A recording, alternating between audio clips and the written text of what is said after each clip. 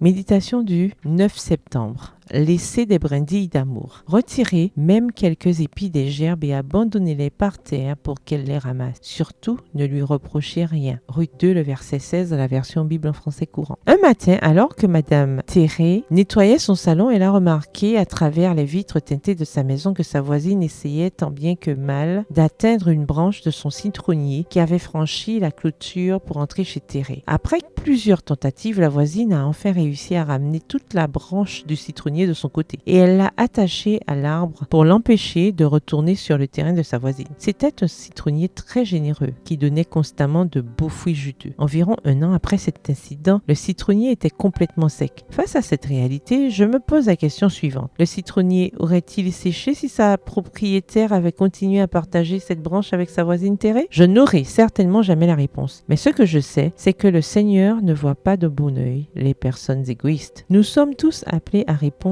aux besoins des autres, quel que soit notre statut social. Donner aux autres n'est pas réservé à ceux qui vivent confortablement. Personne ne peut dire qu'il n'a rien dans les mains pour aider les nécessiteux. Cela me rappelle la merveilleuse histoire de Ruth. La connaissez-vous? Au chapitre 2 du livre de Ruth, nous lisons que Boz a donné l'ordre au moissonneur de laisser tomber intentionnellement les gerbes pour que Ruth puisse les ramasser et se nourrir. Elle est sa belle-mère. Nous connaissons bien la récompense de cet homme bon. La prospérité vient à tous ceux qui sont prêts à penser aux autres et pas seulement à eux-mêmes. Un cœur égoïste vit pour son propre bien-être. Il ne cherche que ce qui est bon pour lui et comment tirer profit des choses. Mais une telle attitude est loin de l'idéal chrétien. Nous n'honorons pas le Dieu auquel nous prétendons croire si nous agissons avec égoïsme. La pauvreté et la misère de l'esprit dessèchent les égoïstes comme le citronnier de la voisine de Théré s'est desséché. Décidez aujourd'hui de laisser sur votre chemin une brindille d'amour que quelqu'un pourra ramasser. Une brindille de courtoisie, une pièce de monnaie, une pomme, un verre d'eau ou un sourire. Il y a 1000 façons de lutter contre l'égoïsme. Ouvrez vos mains et soyez les mains de Jésus sur terre. Il serait heureux de le faire lui-même, mais lorsqu'il est parti au ciel, c'est à vous et à moi qu'il a confié cette belle tâche. PS, heureuse de partager. Bonne journée, que l'Éternel vous bénisse.